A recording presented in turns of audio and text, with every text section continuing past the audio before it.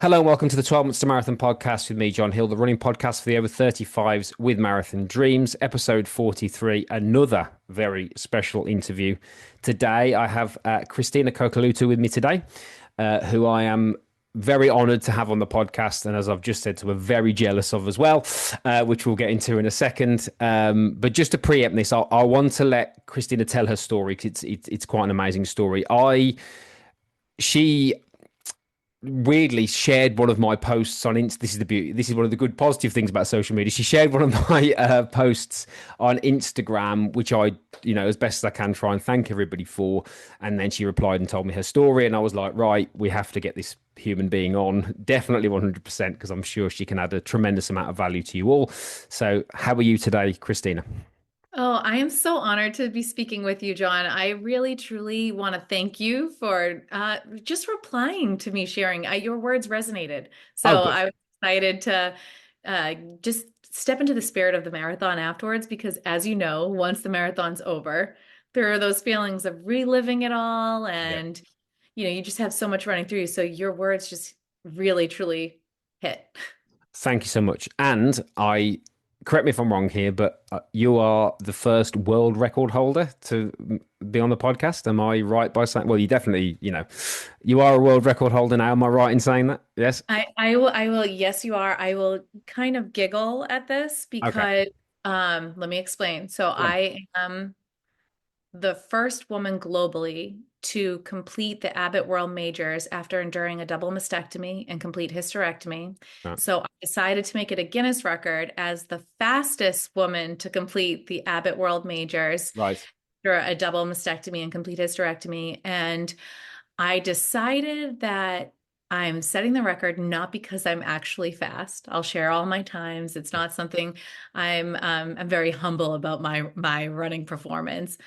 I will say that I wanted to inspire another woman to go ahead and smash the goal that Brilliant. they have in front of them. Awesome. And that's, yeah, that's a really good, valuable reason to have you on. So, without further ado, open forum. Let's hear the story. As much as you're happy to share, let's go. Okay, so I will share with you anything your listeners are wanting to hear. We'll go deep today because running for me has been a tool always. I ran track in high school. I ran the 800 meters.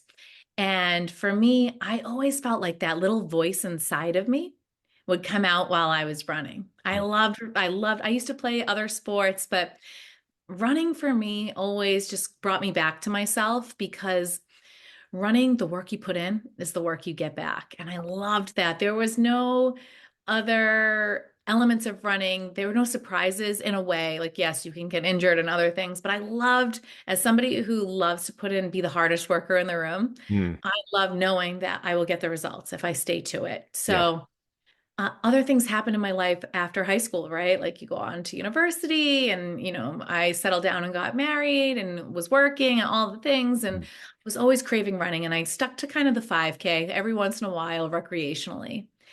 And then my life kind of really, as it happens as we grow up, my life turned upside down for a little while. Hmm. And one of the things that I'd love to share about my story is that I cannot change my circumstance. Hmm. And when you cannot change your circumstances, it's really upsetting at first because you feel like you're stuck or you're Yeah. trapped or that you can't go any further because you feel like everything's happening to you. Hmm. So when I tell my story, I want everybody to know that I'm not Wonder Woman or Superwoman or somebody who's so inspirational that I'm untouchable. Yeah. I'm just like you. I feel the same things that you feel. Only eventually I realized that if I wanted my life to take a different direction and pursue what I wanted for myself, it meant I had to do the work. And Hmm. that was kind of where running came back into my life again. So at 20, I was diagnosed with melanoma. And it was really tough because, I mean, you hear the words, you have cancer, and you just feel like, oh my goodness, you just don't know like how Hmm. bad is it going to be or if your life will ever be the same. And my life has never been the same since, but in a lot of wonderful ways too. But I grew up with cancer because my mom is a two-time breast cancer survivor. She was diagnosed when I was 10 years old. And anybody who's had cancer, as you know, you told me about your mom at the beginning of the call. And when you have cancer come into your family, it takes over the whole family. It does. It impacts everyone. Mm. And as a child, it greatly impacted me to see what my mom was enduring. And then I also witnessed all of my aunts endure this as well. So my aunt passed away when I was 19 years old from complications to breast and ovarian cancer. Right. There were lots of red flags as seeing all of these women get diagnosed under the age of 40. And my aunt passed away really young. Mm. And my aunt, when I say that someone in my family passed away, for me, she was like my North Star. The person in my family that really anchored me, loved me like I was her daughter, really helped me see myself. And so to lose her, I felt like I was losing my voice, losing a piece of me, losing so much more than what people could see. And I felt like once I got diagnosed with melanoma at that time, like, oh, I just want to hear my aunt's voice. I wish she could help me through this because she'd know exactly what to say. Yeah. So I felt really lost during this time and I wasn't really running. I was angry. I had a lot going on and I was just really bitter about the fact that here I am at 20. Who gets cancer at 20? And I was just Mm. down. Mm. And then I'll fast forward, like obviously lots of things happen in life during that time. But at 25, I found out that I also had the BRCA1 mutation. So the Mm. BRCA1 mutation means that I had an 87% risk of being diagnosed with breast cancer in my lifetime, Mm-hmm. a 60% risk of ovarian cancer, and then a risk for all other types of cancers, pancreatic, uterine, Right. Okay. like all different kinds of cancers. Yeah. So those risks are much lower than the ones that you can really focus on prevention with. But when you hear that at 25, there's lots of things that come into play. Like, Mm-hmm. is it worth getting married and having children? Will my Yeah. children grow up and feel the fear that I had as a child? Mm-hmm. I'm worrying about my health. And my husband was my high school sweetheart, and he proposed to me that same year. Right. And we went and had a baby at 27 because I wanted to reduce my risk. And when you have a child under 30, it can reduce your risk for breast cancer. And I was really like a lot of my life decision making elements Yeah. had to do with my cancer risk. Yeah. And it felt like such a heavy load for a 25, 26, 27-year-old. Yeah. And I was not like my peers. And all along in the background, I was running, not marathons, like little 5Ks around the holidays and like a little turkey trot at Thanksgiving time in the Yeah. United States, Yeah. Yeah. little things here and there, nothing Yeah. really too special. And the protocol with someone like myself is to have surveillance every 6 months. So that means we rotate mammograms and MRIs. And typically in the United States, that doesn't start until the age of about 40. Yeah. So I felt like an outlier at 25 beginning this process really young and having to explain to my bosses and everyone else, like, hey, I'm going for a mammogram. Like, okay, it was just tough to have to like miss work and other things. Yeah. And so this whole marathoning experience came when at 29, I found a lump in my breast. I Right. was a mom of one child, and this lump, I say, was a gift from my aunt. It was the catalyst for everything because it gave me the courage to take the next steps. Right. And the next step was removing my breasts. Mm-hmm. If I removed my breasts, it brought my risk from 87% to under 5%. Okay. And average woman has a 12% risk of breast cancer simply by having breasts. So I was bringing my risk under the entire population. I knew my risk would never be zero because we have breast tissue in other places, but it felt like I could control this. Yeah. And I know lots of runners can resonate because like what we can control, we love, right? Yeah. Yeah. So I had to make this bold choice. I was 29 when I made this decision, but the time to schedule my surgery and the time when surgery would actually happen, the interviewing the doctors, the process in the States, it was about a year gap from what that decision to when the surgical date was. Yeah. I had all this anxiety, like how I cried, I mourned because I was mourning my future children. I knew I was going to have more children, but I wouldn't be breastfeeding them. Yeah. And I breastfed my first child. So I felt this like, as a parent, what you do for one, you can't do for the Yeah. other. Super, super just like stressed. Mm. And I got an email that said to run for a certain charity here in the States. and it was to run the Chicago Marathon. So I'm from Boston. And if Mhm. you're from Boston, let me tell you something, John. There's no other marathon in the world to a Bostonian. They don't know any other marathon Yeah. exists. So to explain to my family that I was going to go run the Chicago the marathon, they're like, "Not Boston? Why not?" I'm like, "Well, because that's next month and I need to train for a long time Yeah. to do it." Yeah, of So course. I started with Chicago. Yeah. And at the time I had one child, it was 2015. And I was so fortunate because I had my sister join me. She said, "I'm going to run alongside you. You're not Oh, running." brilliant. Yeah. Yeah. The child that I babysat on my street was then an adult too, grew up, and she was like, "I'm going to run alongside you." Oh. My best friend from college was like, "You're not running alone." I had a whole army of people join me, Hmm. and about 30 people flew out to Chicago and came to see us run our first race. But inside, I felt like my real finish line wasn't in Chicago. It would be my surgical date on January 4th, Right. 4 days after my 30th Yeah. birthday. Brilliant. Yeah. So I felt this like, ah, man, the finish line's not the finish line feeling. But I knew that if I can confidently run a marathon and just crush it, no matter what, like whatever happens, if as long as I cross that finish line, I can prove to myself that I can do hard things. And if I could do hard things, that I can confidently walk into an operating room one day. Yeah. Because this was a choice. This was not something that my doctor told me I had to do. It was when you're ready, you can have this surgery. Hmm. And that feeling was like, I'm ready because I want freedom. Hmm. I don't want to carry this anymore. I want to feel like I don't have to see that number 87% and feel like one day my child's going to fear for my health. Yeah. So I ran the Chicago Marathon. I did my best time. It was my fastest marathon. I never got a PR after that. Spoiler alert. But I tell my story about running and my performance just so that you know that it was never about getting faster. Hmm. It was about committing back to that voice inside of me that was saying, like, you can do hard things, don't give up. Yeah. Could I just ask a question on that? When you first did Chicago, did you know at that point about the majors, or was it just So, my husband volunteered every year for the Boston Marathon. right? Okay. Yeah. And so when he volunteered, he works for John Hancock, which is the former sponsor of the Boston Yes. Marathon. And so he would stand at the finish line. And one day he came home and was like, "You got to see this." I took a video of this woman getting her Abbott medal. And I was like, "What's an Abbott I haven't medal?" met it. Yeah. And I watched her get her Boston Marathon medal and then the Abbott medal. And I Yeah. was like, "What's that? Wow." He's like, "Yeah, you have to run the world to do it." And when Yeah. he said that, I didn't think I would ever do it. I didn't have the goal of doing that. It was like, Yeah. let's see if I was one of those people that said, like, "I'm just gonna do one. I'll be one and done." The Yeah. famous last words, right? Yeah. But once I did one, I will tell you, I had this feeling inside of I'm very competitive too. And even though I never got better in my mind, I was going to. Yeah.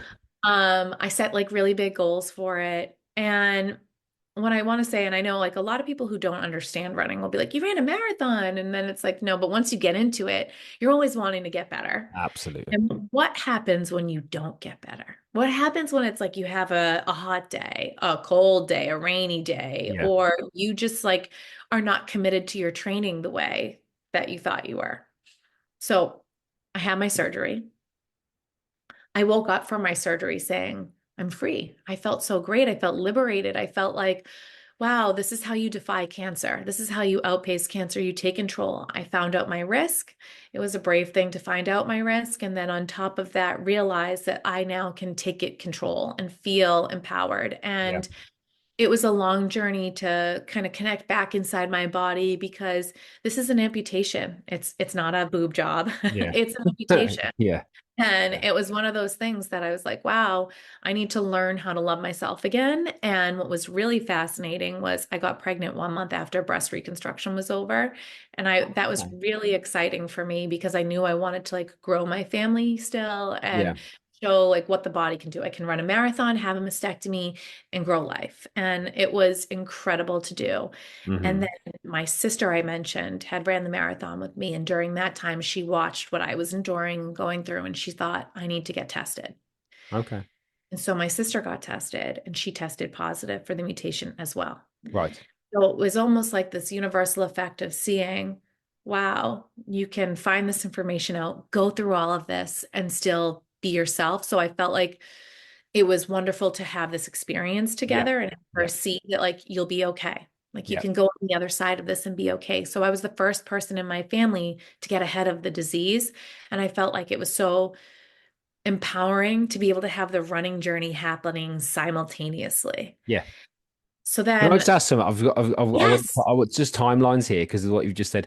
Chicago, November? Is it November, Chicago? When's it Chicago? was the first weekend in October, October. the So weekend you've in got an October. October marathon, January operation, month later pregnant.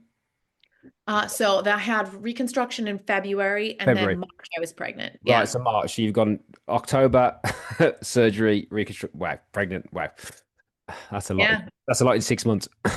Yeah, it was. But it was, and so my daughter was born the following January. Okay. And when she was born, I was playing the Beatles' Here Comes the Sun because Yeah. it just felt like, even though it was January and it was bitter cold, um, and I'll kind of make you laugh. She was born on President Obama's last day in office Okay.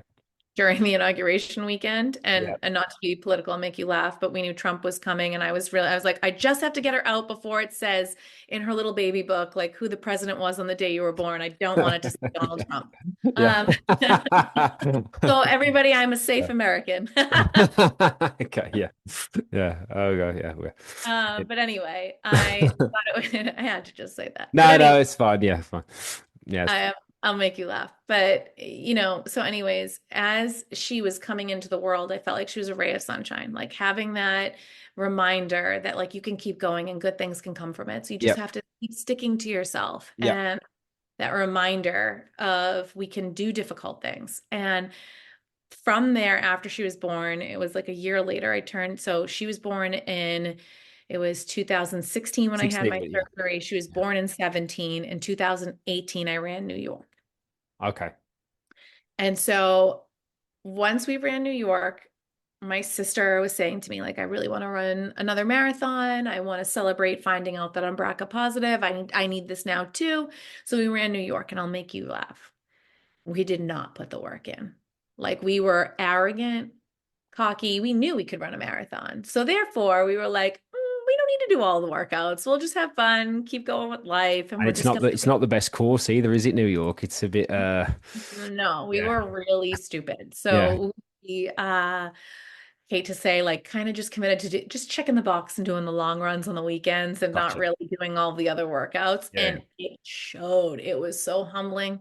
New York is a rough start because you have to You go take straight up the hill, don't you, at the start of the bridge? You go straight. I saw like one of those things Staten where someone puts Island. like a Yeah. little a camera on a bike and they were doing the course. And it's like you start and you just I was like, oh Yeah, so you have to like take a ferry. Well, first it was a taxi to the ferry, take a yeah, ferry to Staten Island, and then a yeah, bus to the start line. So it was like trains, planes, and automobiles just getting there. Like it right. took forever in the morning, and you're tired, and there are lots of bridges. It was, I know everybody always asks, like, eventually, like, what was your favorite? What was your least favorite? New York is a lot of people's favorites. It was not mine, but it Yeah, was also because I did not put the work in of for course. New York. Yeah. It was one of those moments where, and I will say this too, the end of New York is confusing because you come by Central Park and the crowd is going Yeah. wild and you think you're done, and then you have still almost a mile.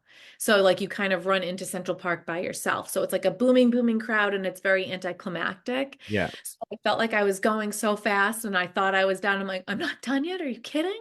Mm. So New York was not one of my favorites, but it was kind of, 2018 that was, yes. So just get my yeah. timeline. So 2015 first one, Mhm. 2018 second one. Yeah, okay. Mhm. And then I had another baby in 2019. I had my Yep. son. And then we all know what happened in 2020 Yep. and 2021. And in 2022, I was um, 36 years old at the time Mm. with 3 kids. And I still knew I had a 60% risk of ovarian cancer. Okay. And to know about ovarian cancer, for anyone who doesn't know, there is no screening for ovarian cancer whatsoever. Right. So, like your yearly PAP does not screen for ovarian cancer. There are blood tests out there, but they are not accurate biomarkers. Mm. It's just kind of like a wait and see. And the problem is that the symptoms of ovarian cancer are symptoms that you feel every day: bloating, full, gas. These are things that you're like, okay, well, how am I supposed to know then if this is cancer starting to begin? And it's called the silent killer because most women don't even get symptoms until it's too late. Okay. So I felt this like, how can I keep going and living knowing that I've gone so far? I've had my breasts removed and now I still have all this anxiety about my risk for Yeah. ovarian cancer. Hmm.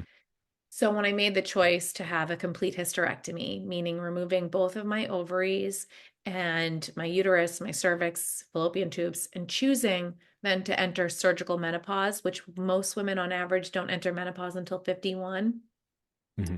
it's a really difficult choice because menopause is like reverse puberty. And I felt like it was instantly aging in a society that doesn't welcome aging. And I felt back into that mindset of like a little woe is me. This was harder for me than losing my breasts in a way because I felt like I had to hop back on the surgical wagon. Now I have three kids during my recovery instead of one. It's a lot for my family to endure. And I was feeling really blue about it. And my sister turned to me and said, I'm actually ready to remove my breasts and I need to run a marathon. And she looked at me and said, I know you have surgery coming up. It doesn't really make sense for you to join me. I understand if you can't. And I just looked at her and I was like, hold on, don't count me out. So let's think about this. She was like, well, I don't know if I'm going to run all of the majors, but I do know I need to run Boston because we're from Boston, right? Yeah. And so my plan always in the back of my mind was if I'm going to get the Abbott medal, I want to get it at home in Boston. Yeah. So, oh, you're really, and I swore and said, you're really effing up my plan. But, so I turned to her and was like, let me look. So my surgery was on October 3rd, and it takes 8 weeks to recover from a hysterectomy. Yep. So in 2022, October 3rd, I had my surgery. Yep. I recovered for 8 weeks and then immediately began my 20-week marathon training cycle after Yep. that. And from October 3rd to April 17th is exactly 28 weeks. Okay. So I looked at my planner and I was like, I'm in. I'll run, but I'm only running if we run for Dana-Farber, which is the largest cancer institute in Boston. Okay. And Dana-Farber has 500 bibs for the Boston Marathon. Hmm. They raise on average about $8 million for cancer research, and 100% of whatever's raised goes directly toward research. And I was like, that just resonates so much with me. That's what I want to do. Hmm. And so we got on the team, and my younger sister also decided to join us, and she tested negative for the BRCA mutation because it's Okay. Right. Yeah. 50-50 each person. Like so you have the BRCA gene, I have the BRCA gene. Men can also have the BRCA gene, just so you know. Okay. Right. Okay. But if yours is mutated, then you fall into my category. And everyone either has one that's healthy or mutated. So if you have a father with a healthy gene, you could still test positive. It doesn't mean that if it's in your family, you're destined to have it. It's truly 50-50. You just inherit your mother's or your father's copy. Hmm. And so I love talking about hereditary cancer so that people are aware that if your father has any sort of cancer in his family, not necessarily breast, it's important to know your risk too and Mm. find out, because if you could have a BRCA mutation without knowing it if it wasn't necessarily breast Right. cancer. So Yeah. I like to always say that so people can say like, wait a minute, red flag. If my father was diagnosed with cancer Mm. under the around 40 to 50, it's something to think about Okay. and bring to your doctor's But attention for yeah, thank sure. you. Thank you for sharing that. Yeah. Yeah, of course. So my sister joined us, and then we all ran for Dana-Farber. But what's really interesting was I started talking about fundraising, and I want to share this with anybody who's like thinking about fundraising. And I know how daunting it can be when you're marathoning, saying to yourself, like, geez, I don't know if I could, that's a lot of money to have to fundraise, because for Boston, it's $10,000. Wow. Yeah. Did you have to raise for New York as well? I know you said Yes, you. but Yeah. it's small. It's smaller. I think it was roughly Okay. $2,500. Which is not that's I mean for the people in the UK that's typically what we have to raise here is between £2,000 and £3,000 UK. Yeah, yeah. I was listening to a lot of people complain about that on this past Sunday, and Yeah, yeah, so I yeah. It's hard. Yeah, it's hard. I think I raised 2,400 when I did it, and that was 10, 11 years ago. So, and it was hard. It was hard to yeah, even with the circumstances I told you about prior to the call, it was still hard. So, yeah. So I'll tell you, I went under for surgery, and I started realizing that I needed to tell my story. hmm And I told my story on social media. And when I woke up from surgery, I hit the fundraising minimum. right, okay, So like $10,000 in a day wow, was raised. So, and I don't have a lot of followers, just so you know. And at the time I had even less. So I had right, like 800 followers. And so I just started telling everybody like, hey, this is what I'm going through and why cancer research matters, because the difference in generations between my mother, my aunt, and myself hmm is time, technology, and research. So when you support cancer research, you're supporting people like me. And I'm now outpacing cancer because of research. It's so yeah, powerful. yeah, yeah, yeah, So Dana-Farber is one of every drug on the market right now was originated from a Dana-Farber study out of the program that we were fundraising for. yeah. So it was just like, wow, how incredible to know that the research that you're going to fund could be the answer for another person just like me. Okay, So that was just like how I was telling the story and explaining it. And so Dana-Farber in Boston, running can be like a Mm. small club.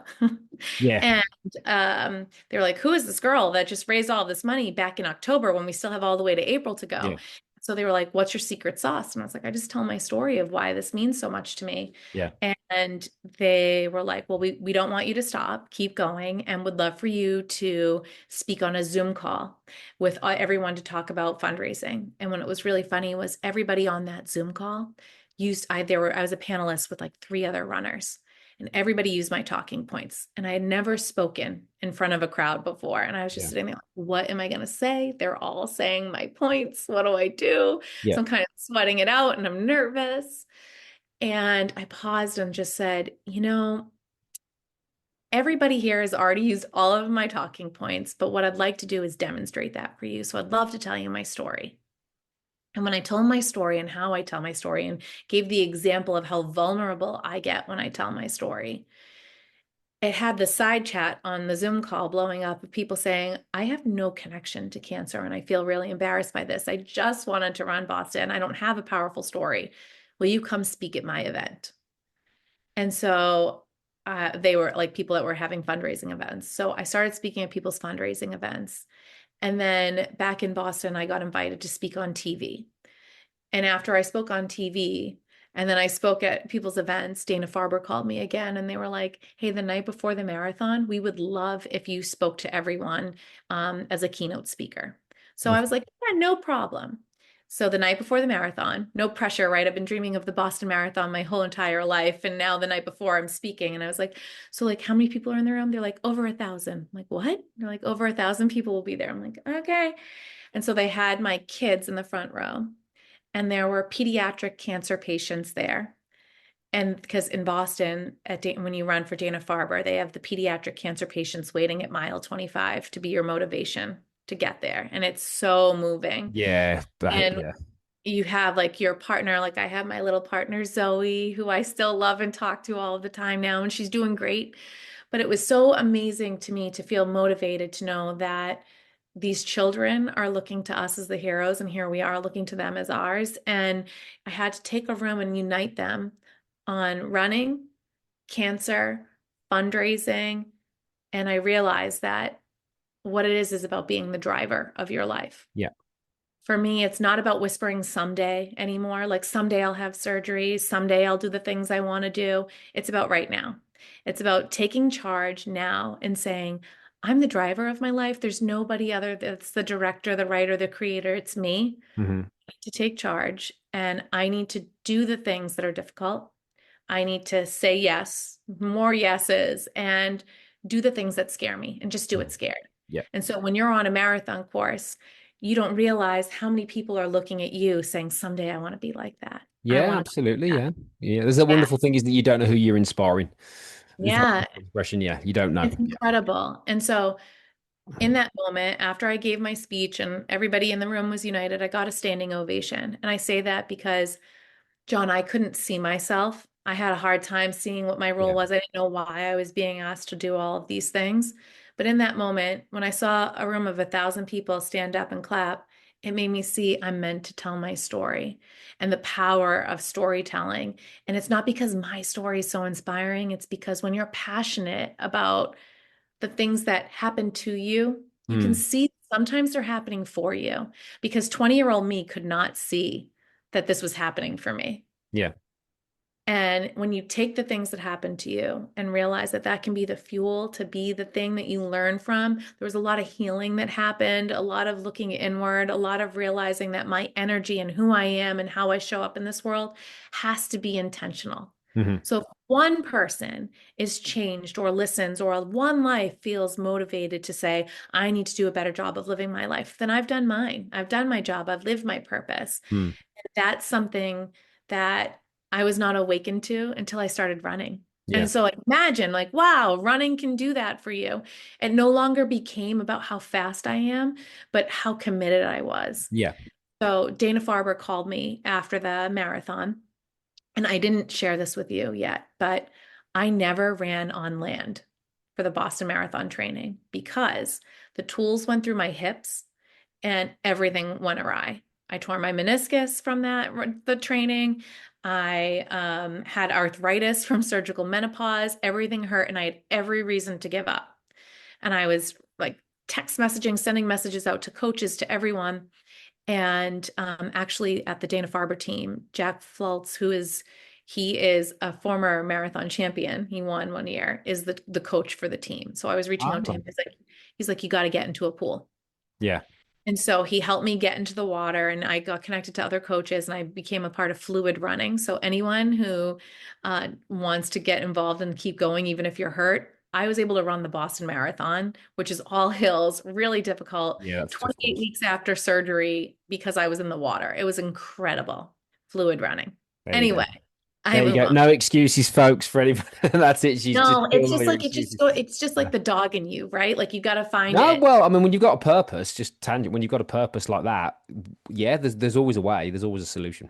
But in the time, I'm telling you, I didn't see that. Like I had no Yeah. idea that I'd be speaking on stages. I had no idea when this was going on that it was leading to me to something greater. I couldn't see it. But I just felt this like I must keep going. And we all do this as runners. Like I can't Yeah. give up. And when your doctor's like, I had another doctor sitting there telling me, like, you're not gonna win the thing. So you might as well like defer to next year. And I just was like, no, I'm not. And maybe it was a little like kind of stupid if you think about it. But at the same time, it was just like it's one foot in front of the other. If it takes me 6 hours, it takes me 6 hours. I just got to keep going. Mm. And it was humbling. It took me 5.5. I was really upset by it. But at the same time, it was this moment of it doesn't matter. I just have to keep going. Mhm. And so Dana Farber called me after the Boston Marathon, and I ended up raising $33,000. Wow. And it was one of those, my family in total, we raised 55. Like if you think about it, it's all the same network. So as a family, we raised $55,000 for cancer research. And Dana Farber called me and said, hey, we're going to have an international team for the first time. And I have bibs for Berlin. We want you to have the first one. And we want you to know that you can fundraise specifically for a certain type of research. Hmm. I'm assuming we already know you want to raise funds for BRCA research. And I was like, yes, let's do this. Mm. So I, in 2023, ran the Boston Marathon, and in 2024, ran in Berlin. Okay. And one, September, Berlin, September. So I want to keep the yeah, timeline. So September's yeah, September of like yeah, this past year. just gone. And yeah, and it was the best experience because I was giving myself the grace of knowing that like it really doesn't matter. You just have to keep going. And I took the pressure off and just had fun. I ended up getting a post-surgical PR in Berlin. It's a wonderful course. It's flat, it's beautiful.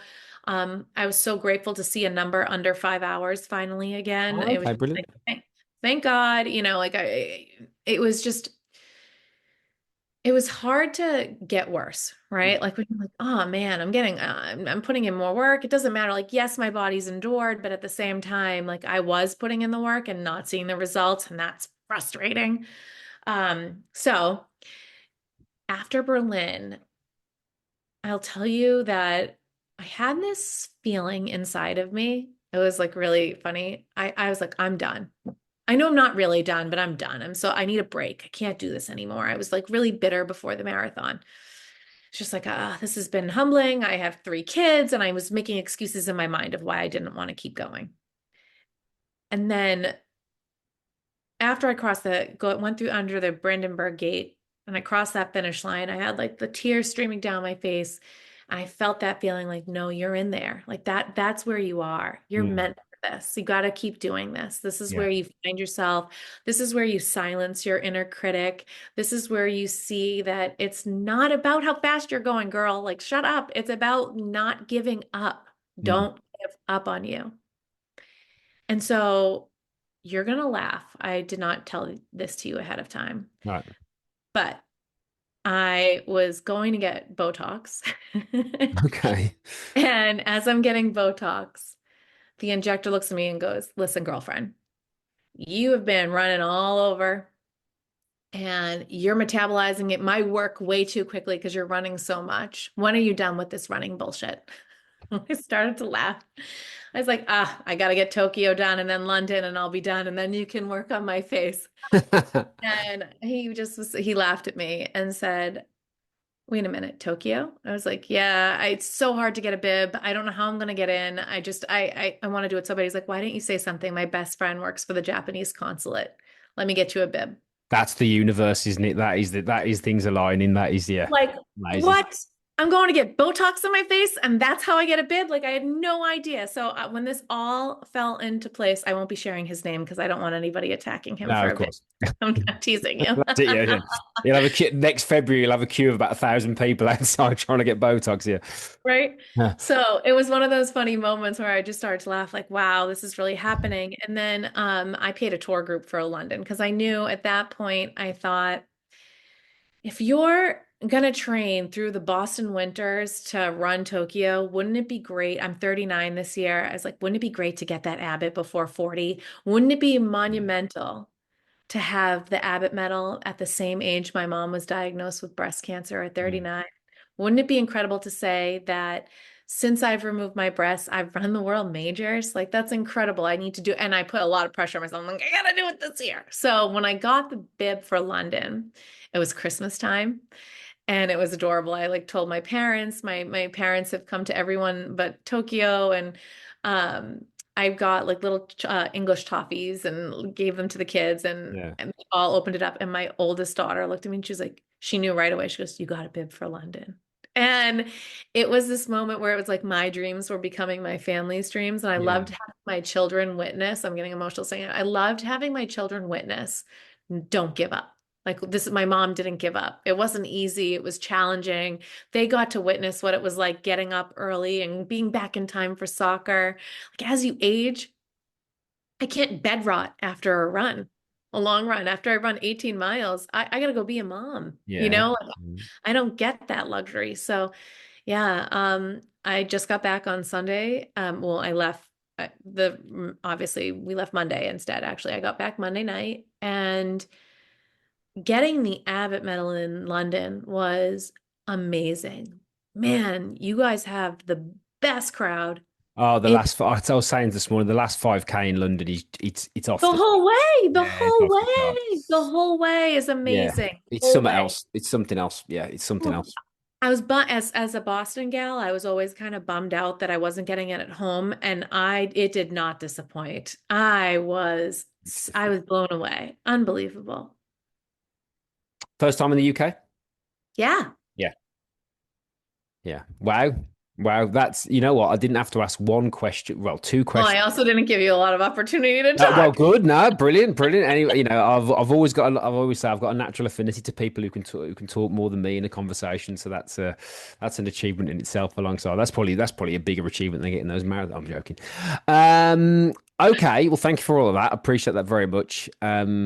I mean, what a story. I mean, there's not much more you can really say. Yeah, hopefully that will, inspire a lot of people just to see what's possible. I guess question you've covered it pretty much everything. I suppose for me it would be, what would you say to anybody who is facing a challenge in their life that seems like quite bad or insurmountable or whatever it might be. So not maybe the same thing, but something equivalent that maybe wants to do something. What would you say to them?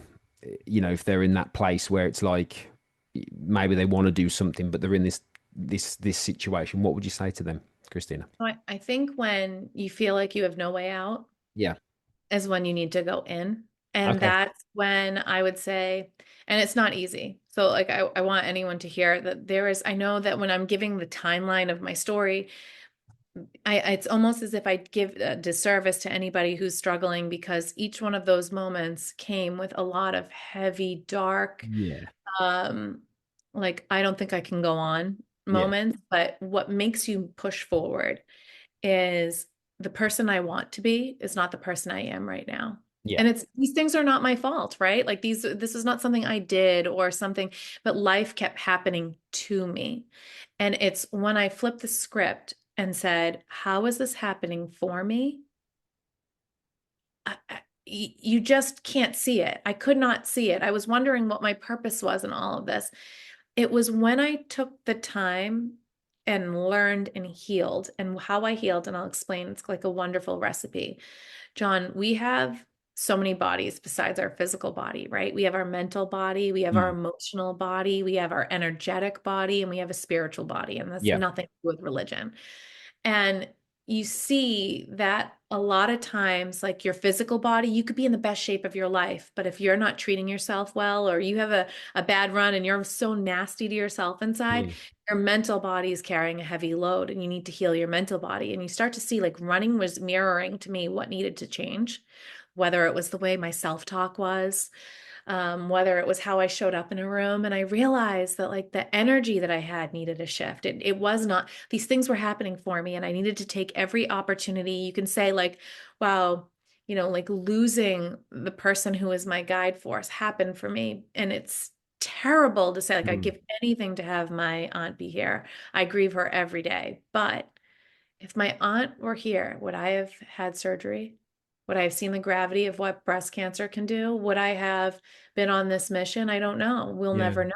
But her leaving me taught me so much of how she's not, I'm my North Star. She's not, like, I have to be Yeah. my own North Star. And that feeling of saying, like, and that North Star comes from my spiritual piece. Like, we are all connected and why we're all together in this. And I think I loved that about running because, especially marathoning, you see the best in humanity at a Oh, marathon. yeah. Sorry to interrupt. Yeah, I mean, I put a post about this. It's like you just see.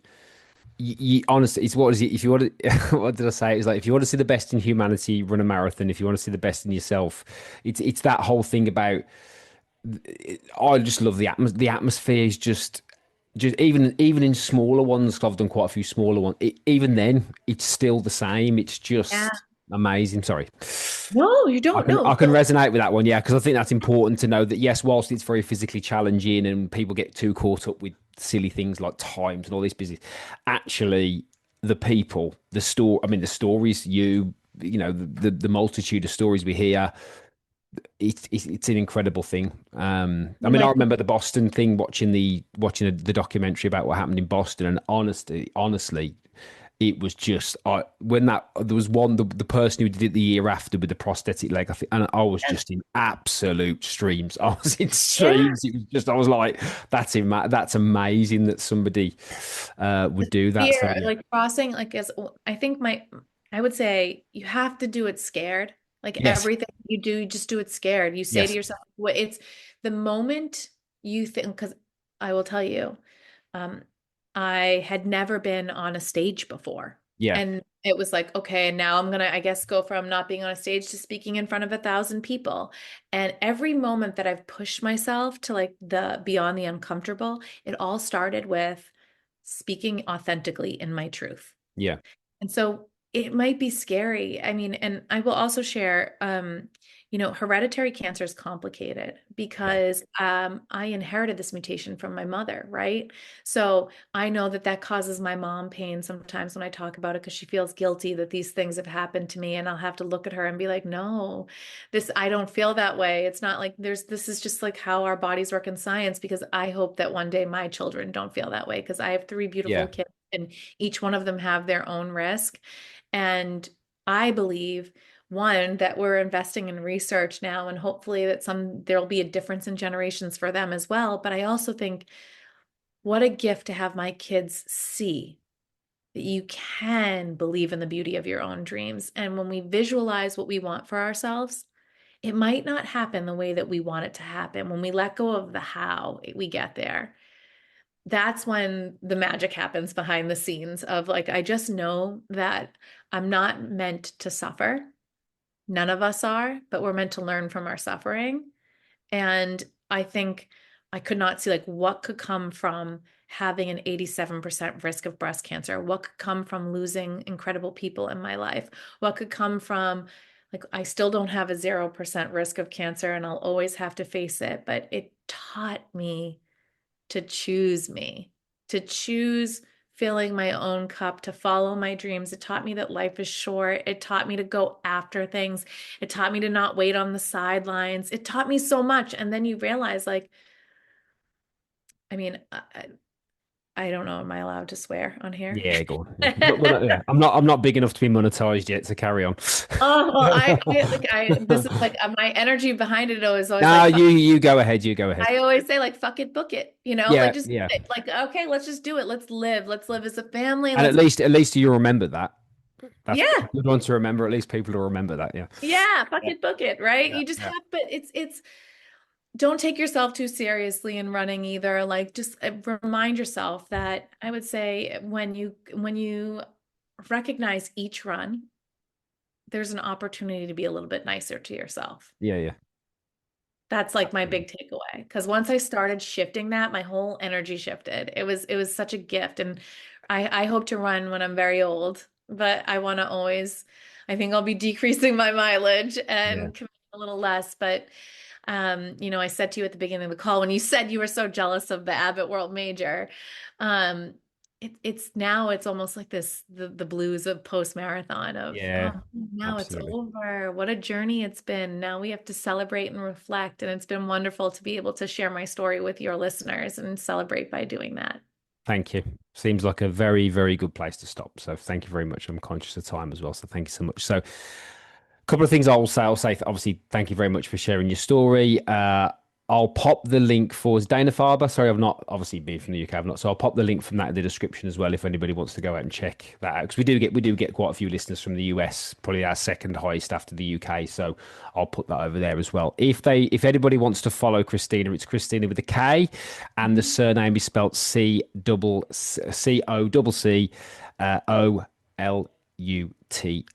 So if you just search her on Instagram I think it's your name, isn't it? Your Instagram handle, it's just your It name. is, Right, yes. yeah. So give her a search, give her a follow, follow her journey. And you can see, particularly, I quite enjoyed the sheer delight at the end of London of the enjoyment of seeing the medal. So definitely go and give Kristina a follow, and you'll see the work she's been doing, and that you'll be able to follow the journey there. Don't forget as well to follow me, 12 Months to Marathon, as well. Don't forget to do that. And if you feel that this is going to help somebody, this podcast, please share it with them.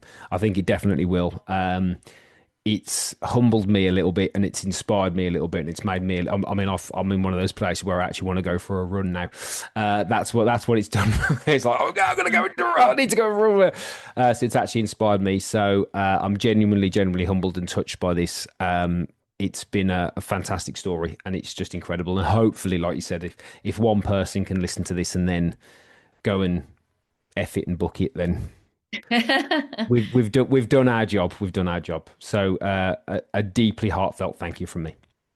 Thank you so much. You're welcome. Thank you, guys. I appreciate you listening as always. Again, don't forget to drop me a 4-star rating on Spotify. They really help me. I will say that. And again, if you need any help or support, as always, you know where I am. 12 Months to Marathon over on Instagram. But more importantly, make sure you follow Kristina because you'll see her incredible journey in pictures. Thank you, guys, and I'll speak to you all very soon indeed.